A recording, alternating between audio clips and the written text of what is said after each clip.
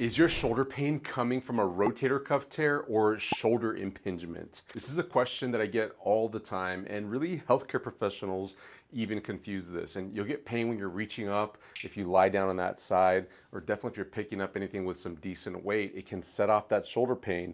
And if you don't have a clear, precise diagnosis, it's hard to know which is which.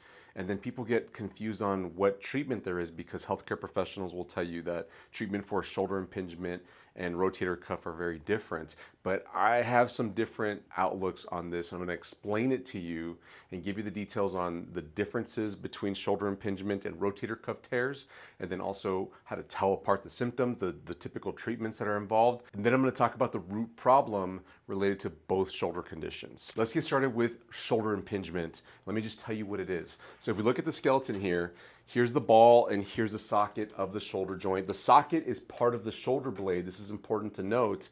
And whenever you move, whenever you reach your arm up or to the side, that ball moves quite a bit on that socket. The thing to note is that the socket's kind of tiny. Compared to like the hip joint covers up quite a bit of the ball down in the hip and the ball and socket joint of the hip. But when it comes to the shoulder, it's like tiny compared to the ball. And so as a result of that, you have a ton of muscles that are providing stability. You have a lot of cartilage in the area as well. And then the big important factor that gets overlooked all the time, more on this towards the end of the video though, is that the shoulder blade has a lot of motion that we're not taking advantage of. So in shoulder impingement, this space right here where I'm shoving my pinky, that space is usually closed down. This part of the bone that overhangs above the ball is called the acromion. It's a part of the shoulder blade. If I show you on the back, you can see this is called the spine of the scapula. It kind of flattens out and broadens out here, and that's called the acromion. It's an important muscle attachment site. There's a big ligament that connects from this part to this thing that pokes out right here. And so it kind of creates like a bit of a socket depth to it, but it's soft tissue and a little bit of bone. That area anyway gets, the ball shoves up into this area because of some muscle imbalance problems. I'll tell you more about that. And that's what creates impingement. Nothing's torn just yet, but things are getting smashed in there and your body's telling you, your shoulder starts to hurt. And so when you go to reach up overhead and do things, you further pinch the tissue there. See, my pinky's getting smashed right there, and that's what causes that pain. Now, the reason for the ball drifting up is because of rotator cuff muscles that aren't doing their job. They start to be overworked and then they start to shut down. And as a result of that, other muscles will compensate. And because of the pull of certain muscles, it'll pull the ball up into the socket.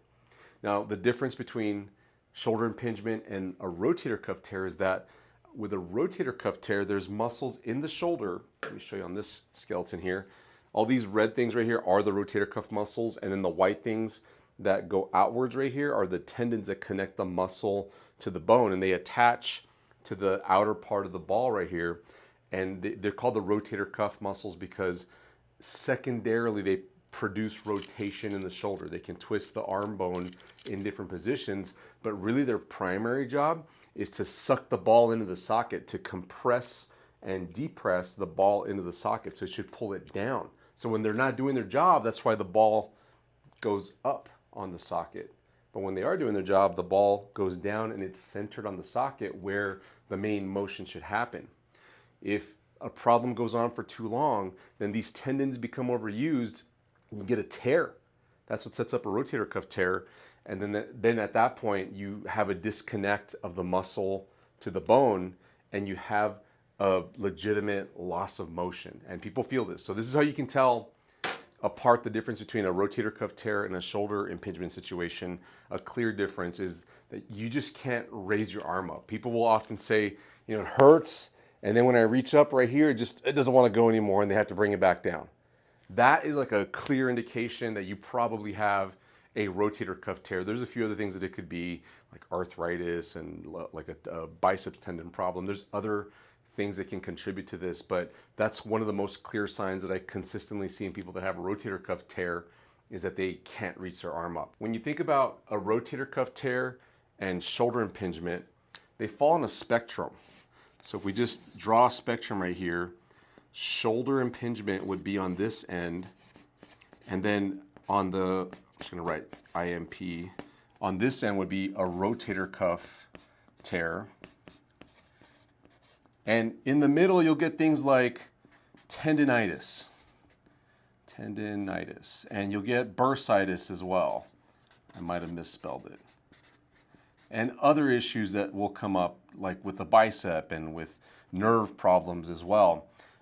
There's other things that happen in between, but it's absolutely common to develop shoulder impingement, what a medical professional, what a healthcare professional would describe as shoulder impingement at the start of a shoulder problem, and then along the way have bursitis, tendinitis, and if it keeps going, then you develop a rotator cuff tear. And if you go on beyond that, it develops into shoulder osteoarthritis, and then beyond that, you're getting a replacement, and you could still have problems because the underlying commonality between all of this is that there is a muscle imbalance that affects the shoulder the whole time.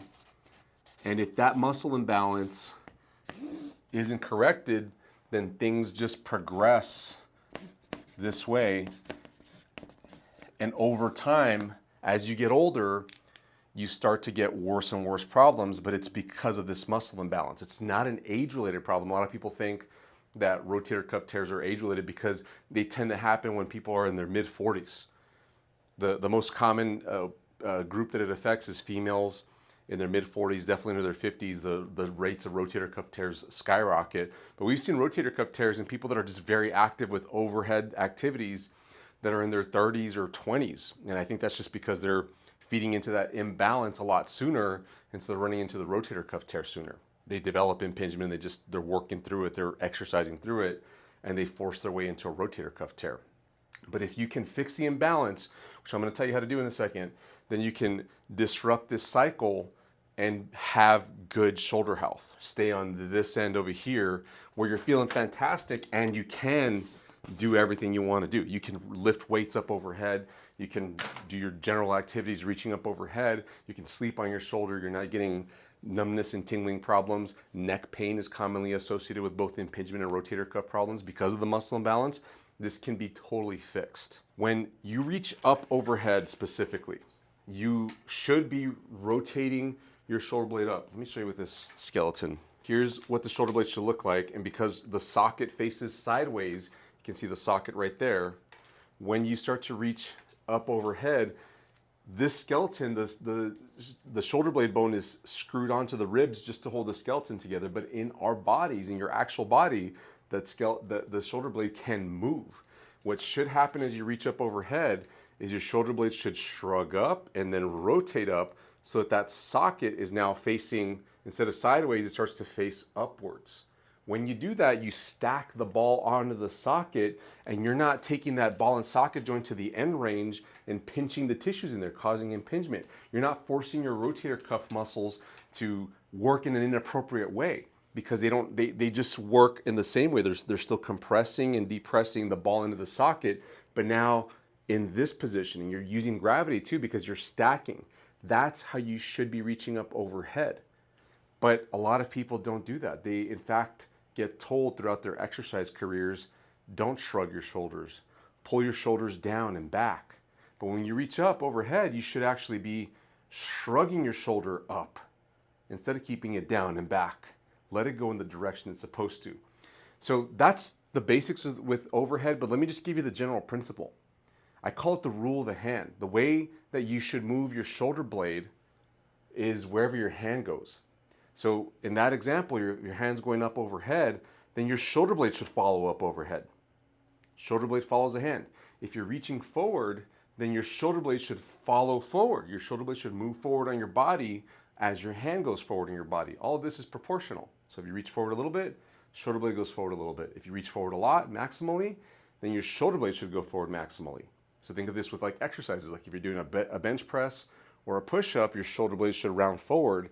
And at first, if you've been trained, if you've kind of grown up thinking you should bench press with your shoulder blades back, it's gonna feel weird. But when you do this and you push your arms forward with your shoulder blades forward, all of a sudden you feel your chest muscles engage, which is what should be happening when you do a push-up or chest press.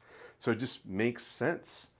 And then when you reach toward your body this way or behind your body, then you should be pinching the shoulder blade back and using the muscles that bring the shoulder blade this way, because that produces the best stability and the best position for the socket in the ball and socket joint so that you're not overusing your rotator cuff tendons.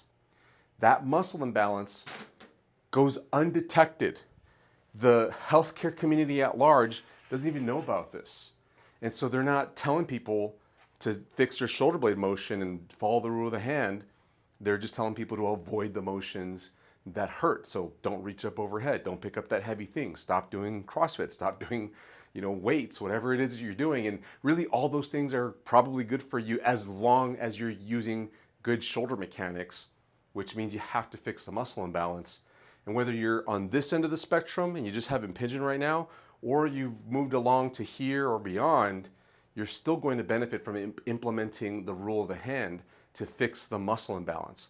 Now, that's just one piece of the whole picture here. I've got a lot of things that I put in my treatment approach, but the rule of the hand is kind of a pivotal thing to learn, to master along the way. The rule of the hand is just one part of the treatment approach. It's a big milestone. Once you figure that out, you're set to make a lot of improvements. But in our whole treatment approach to helping people with rotator cuff tears and shoulder impingement problems, there's a bunch of little things that need to be done. I've got a bunch of exercises here on YouTube for both conditions, but there's one video in particular that I think you should check out next if you have a rotator cuff tear. It's called the top 5 rotator cuff tear exercises to help heal naturally. Go check it out.